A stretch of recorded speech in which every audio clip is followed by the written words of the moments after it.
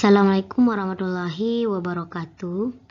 Saya Zirawati M. Hum, dosen Institut Agama Islam Tebo.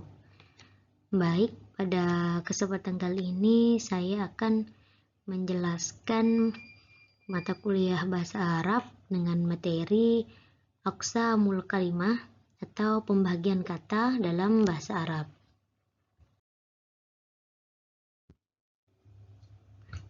Sebelum lebih lanjut menjelaskan terkait materi ini, saya mengutip perkataan daripada Umar bin Khattab.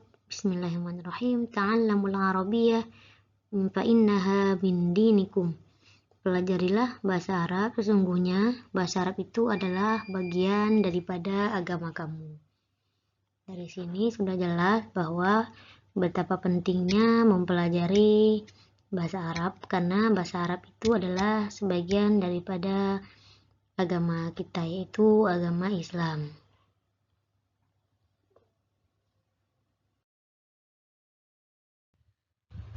Apa itu kalimat? Kemudian apa perbedaan kalimat dalam bahasa Indonesia dan bahasa Arab? Apakah istilah kalimat ini sama pengertiannya kalimat versi Indonesia maupun versi Arab? Kita lihat perbedaannya. Kemungkinan istilahnya sama tapi pengertiannya berbeda. Seperti itu. Nah, semua bahasa di dunia ini, baik itu bahasa Arab ataupun bahasa Indonesia, itu terdiri dari 3 komponen. Yang pertama adalah satuan bunyi. Satuan bunyi itu dinamakan dengan huruf, seperti itu. Ada istilahnya huruf, kata, kalimat, versi dalam bahasa Indonesia. Nah, dalam bahasa Indonesia, seperti yang saya jelaskan tadi, ada satuan bunyi, itu dinamakan dengan huruf. Yang pastinya kalau huruf dalam bahasa Indonesia itu adalah huruf abjad A, B, C, D, dan seterusnya.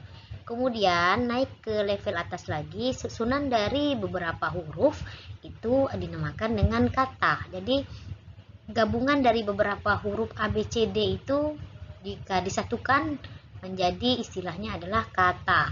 Jadi kumpulan dari beberapa huruf. Misalkan saya itu adalah kumpulan dari huruf S, A, Y, A, seperti itu.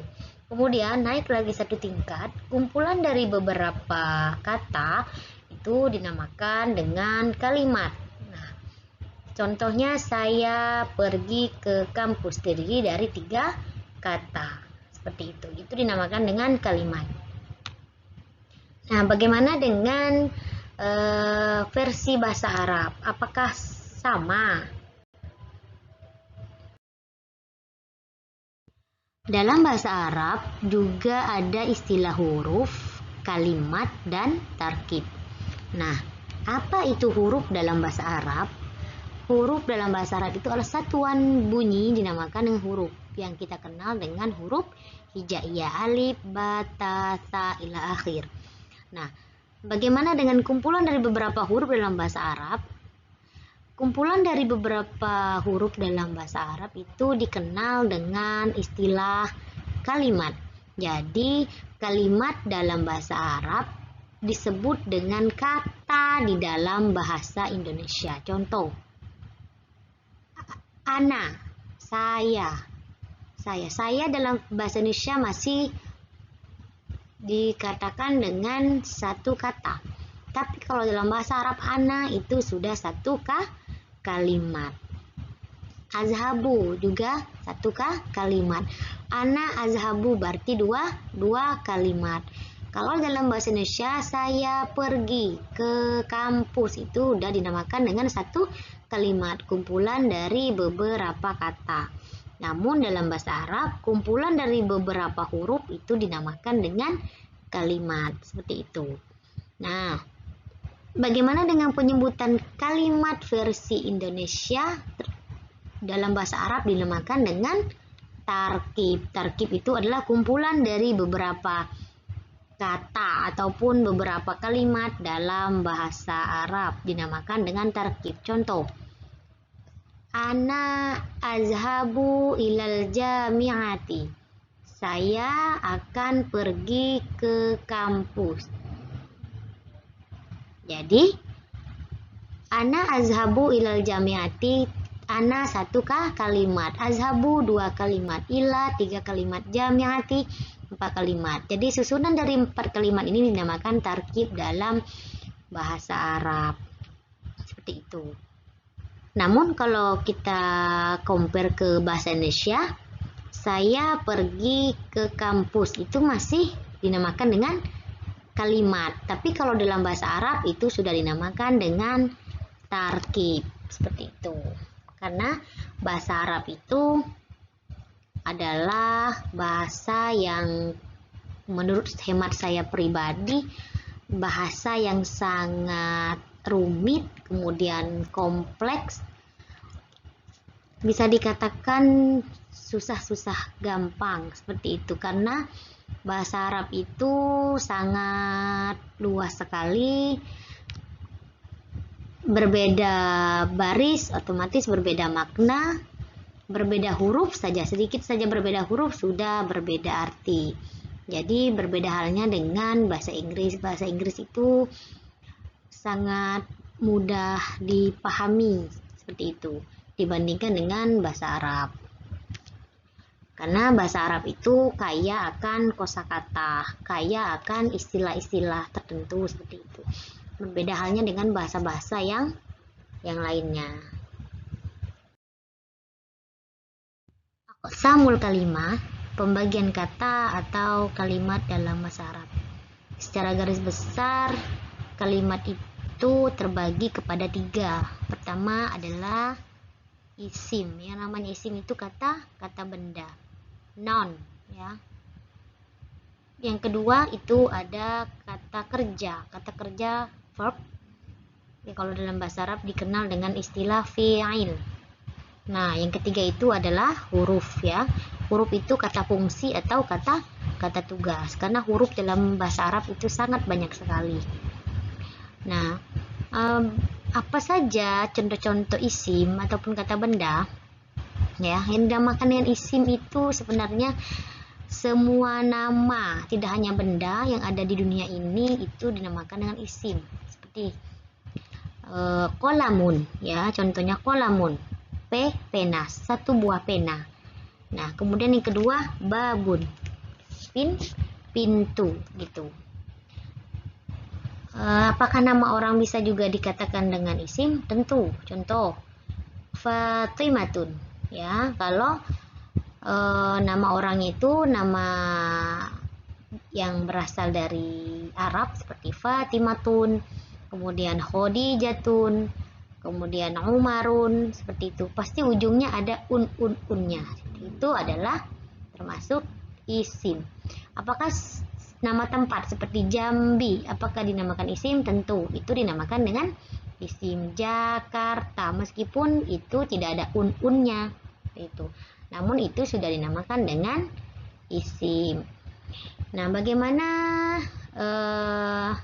contoh fi'il ataupun kata kerja?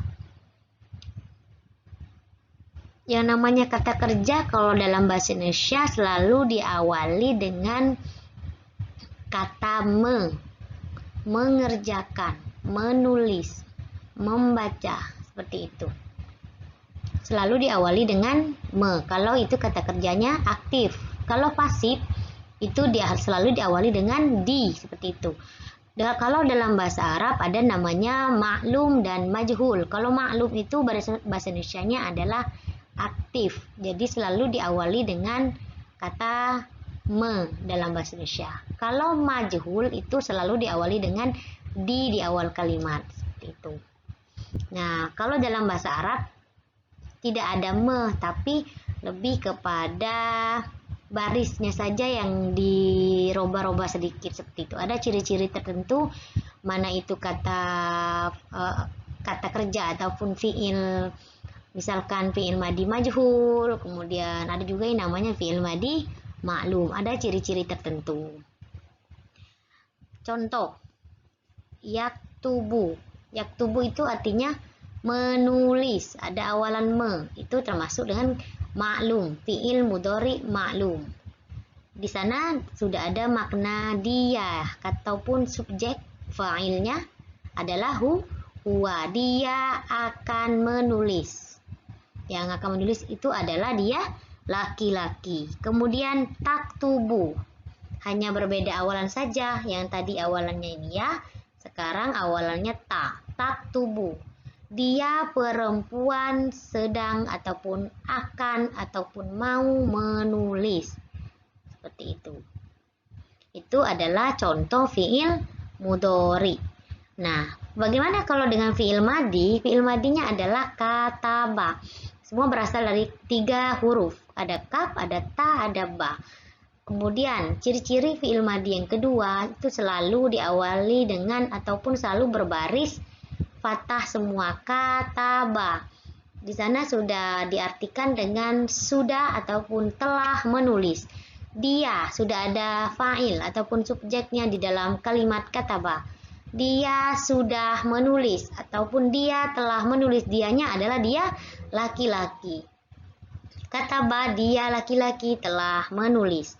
Itu contoh fiil madi. Bagaimana dengan dia perempuan telah menulis? Tinggal ditambah ta yang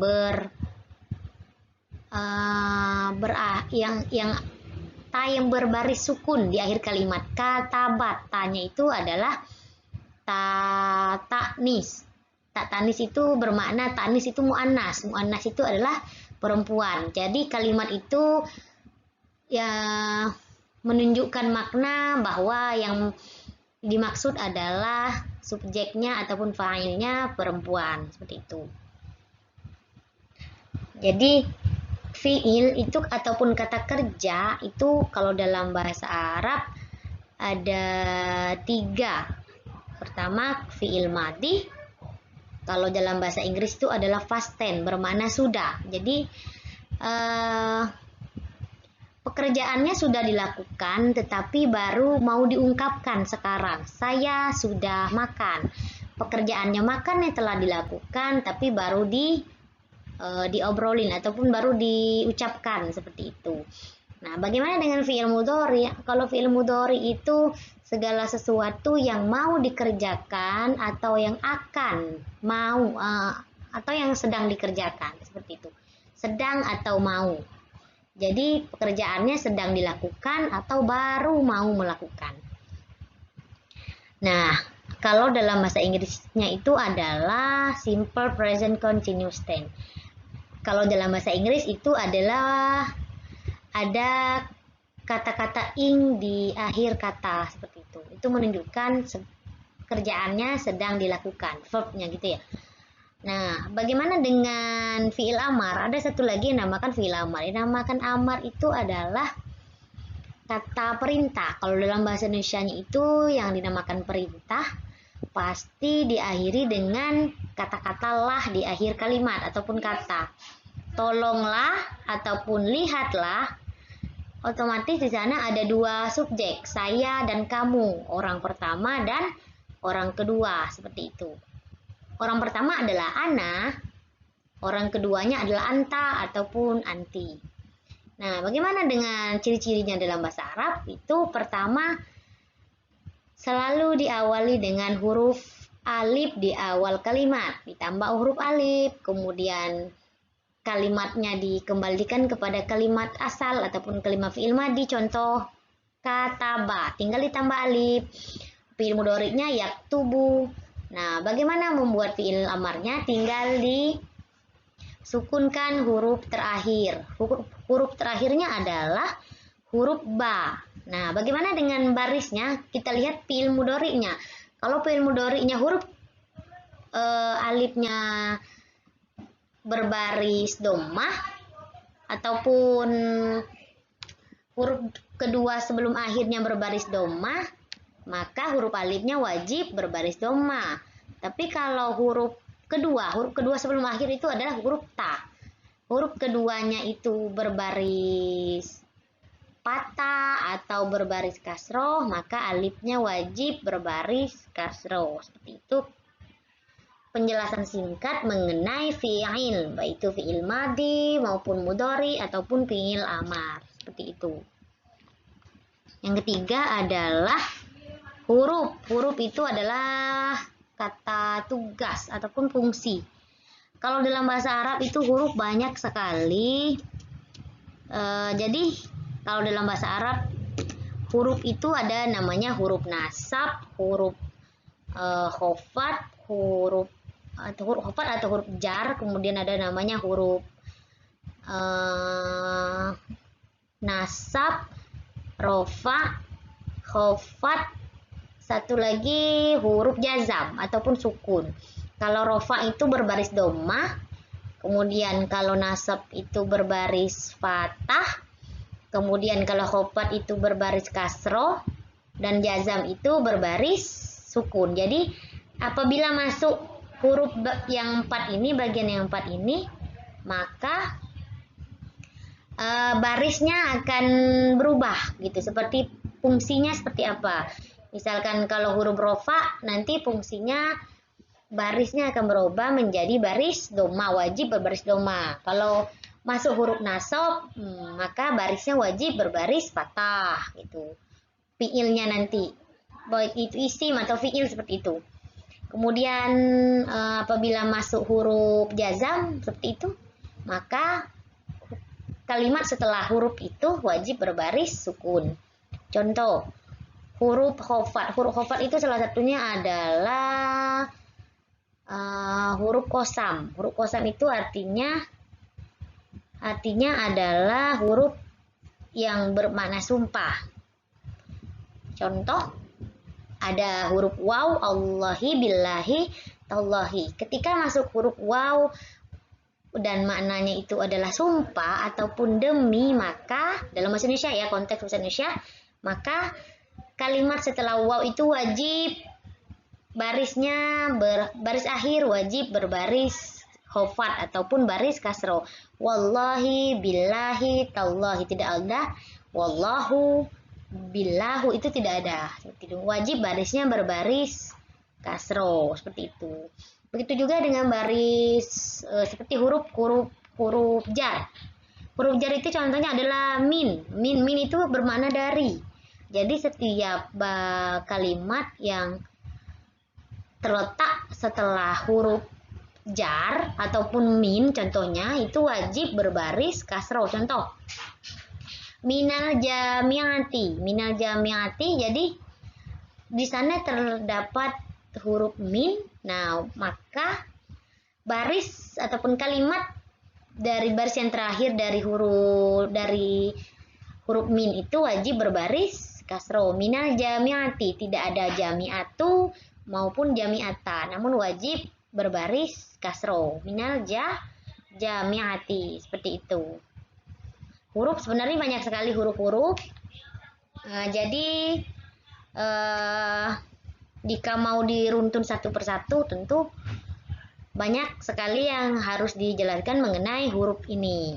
Namun secara garis besar, huruf itu ada 4, itu huruf khofat, huruf nasab, huruf rofa, maupun huruf jazam. Semuanya akan mempengaruhi baris dari kalimat yang dimasuki oleh huruf tersebut. Seperti itu. Sebagaimana yang sudah saya katakan di awal, bahwa bahasa Arab adalah bahasa yang sangat kompleks ya. Mempelajarinya sebenarnya mudah-mudah susah, seperti itu. Dan susah-susah tapi mudah. Nah, bagaimana caranya agar kita mudah memahami bahasa Arab? Sebenarnya bahasa Arab itu kan kaya akan kosakata ya. Jadi kalau kita mau menghafal semua mufradat itu tentu tidak akan pernah bisa hafal, dan kita tidak akan pernah bisa menghafal yang namanya kamus, seperti itu. Nah, ada trik-trik tertentu agar kita mudah memahami teks bahasa Arab, yaitu dengan tahu ciri-ciri. Baik itu kita tahu ciri-ciri isim ataupun tahu ciri-cirinya apa itu fiil, ciri-ciri huruf, seperti itu. Dengan begitu, ketika kita sudah tahu ciri-ciri isim ataupun fiil ataupun huruf, nah, ketika kita menemukan dalam sebuah kalimat, kita tidak perlu dulu mengetahui apakah makna dari kalimat ini, tidak perlu. Tapi lihat dulu kalimatnya seperti apa. Kalau sudah masuk, misalkan ciri-ciri isim itu kan sebenarnya banyak ya. Ada beberapa, namun yang sering familiar sekali kita temukan dalam teks-teks Arab itu hanya ada dua. Yang mudah sekali untuk mengenali apa itu isim ya. Kemudian kalimat itu adalah kalimat isim, tanpa harus tahu arti daripada kalimat tersebut. Pertama dimasuki oleh tanwin, an, in, un. Jadi setiap kalimat yang ada ujungnya un atau an atau in gitu ya, tergantung huruf yang memasukinya itu, baik itu huruf khofat, huruf nasab, huruf jazam ataupun huruf apa ya, khofat seperti itu ya. Nah, itu nanti akan mempengaruhi baris daripada kalimat terakhir, seperti huruf-huruf yang terakhir daripada kalimatnya tersebut. Nah, contoh kolamun ya, kolamun artinya satu buah pena kan, satu buah pena artinya ada unnya. Babun satu buah pintu, itu semua termasuk kata benda. Nah, bagaimana dengan kata tempat Jakarta, apakah itu isim? Meskipun tidak ada tanwin, iya, tentu itu adalah isim. Ya, tentu itu adalah isim. Meskipun tidak ada tanwin, seperti itu. Kemudian Jambi seperti itu. Itu nama tempat, itu termasuk isim. Nah, ciri-ciri yang kedua itu bisa dimasuki oleh alif lam. Alif lam itu kan ada dua, al-qamariyah dan syamsiyah ya. Nah, alif lam contoh kolamun, satu buah pena. Ketika dimasuk alif lam, ketika kita menemukan dalam sebuah kalimat tidak ada tanwin tapi ada alif lam, al-qalamu. Nah, itu sudah termasuk isim. Al-qalamu maknanya lebih spesifik, pena itu sudah ditunjukkan penanya yang mana. Tapi kalau kolabun masih bentuknya umum, masih satu buah pena tapi tidak tahu pena yang mana, seperti itu.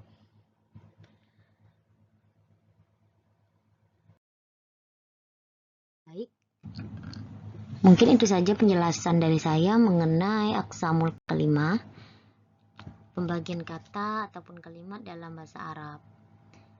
Saya secara pribadi mohon maaf jika dalam penjelasan ataupun uraian saya banyak terdapat kekeliruan, kesalahan. Saya mohon dengan kerendahan hati meminta untuk dimaafkan.